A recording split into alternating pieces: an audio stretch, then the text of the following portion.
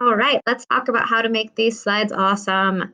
Days 2 through 4, you should be working on responding to the questions that you've already chosen. I can see these directions here, and they are telling me specifically what I need to do.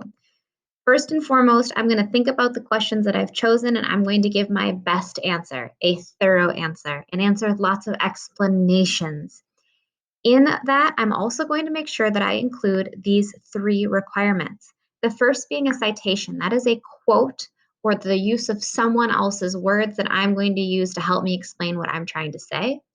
I'm going to include a graphic or a visual, which could be a picture, a meme, a graph, just something that I can see that's going to captivate my readers. And I'm going to include two of the vocabulary terms that are listed here in the directions. And remember, they are different for each of the text structures.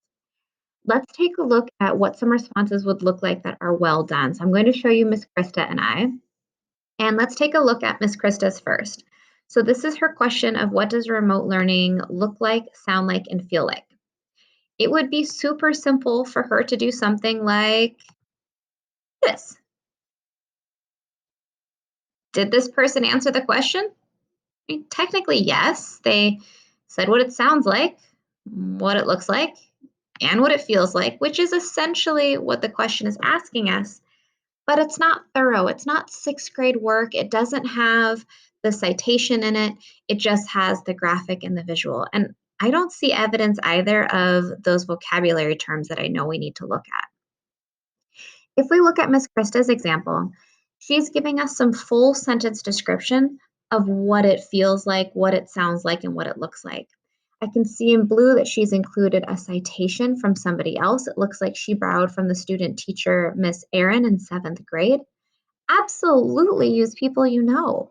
This is about your personal experience. And so it doesn't always make sense to look for a super fancy article or newspaper to say something. It might be helpful to talk to siblings, to family, to friends, to teachers, somebody else that's having a similar experience to you. Another example for this question, if this person, which was me, would have done a more thorough job, it might look something like this. I can use some sort of graphic organizer, but I can also just kind of write out my thoughts. And I chose to use paragraph form. You can see evidence of my vocabulary terms down here. In addition and furthermore, this is a thorough response because it's explaining what I mean when I say it looks like a library, when I say it sounds like a library. Miss Krista does the same thing in hers. She doesn't just say it feels like joy. She tells why it feels like joy, what it's like to experience that joy. It's not just that she's happy because she sees a screen full of faces. It's this rush of excitement when she hears learning and collaboration. That's something that later, when she forgets what this is like, she can go back to and remember what it was like. You want to do the same thing for yourself. Don't cut yourself short. Let's take a look at another example. Here, Ms. Christ used another graphic organizer to talk about a cause and effect here, why the University of Minnesota decided to pull teachers out of the classroom. We can see exactly how things flow together here. She's giving us a full chain. She's giving us full sentences. I see uh, her citation down here. I know who said it. She's got everything she needs here. Likewise, a chronological timeline of how things have changed over time.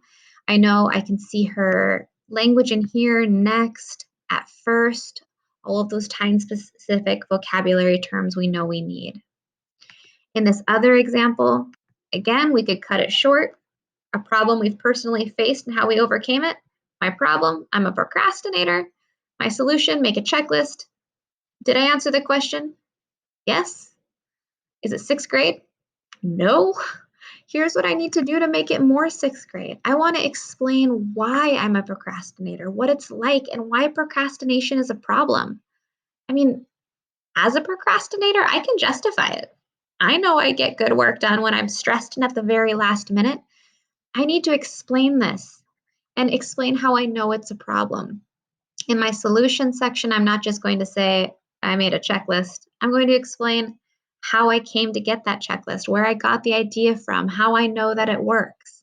I'm making sure to include visuals that are relevant to my text, and I'm making sure to include things like a citation, which I should have in blue but don't, and making sure that I'm including that vocabulary like overcame, which I believe is also from the list. So please make sure that you are checking to make sure you have these three things and also that you are being thorough.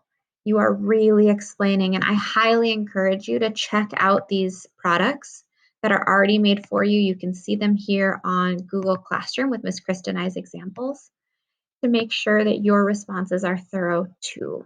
If you have questions, ask us. If you want us to take a look at your responses so far and give you some feedback, all you need to do is hit the turn in button, and Ms. Krista and I will take a peek at it and then return it back to you. We can do that every day, as many days as you'd like. We are here for you to help, and we want to see you be successful with this. Good luck.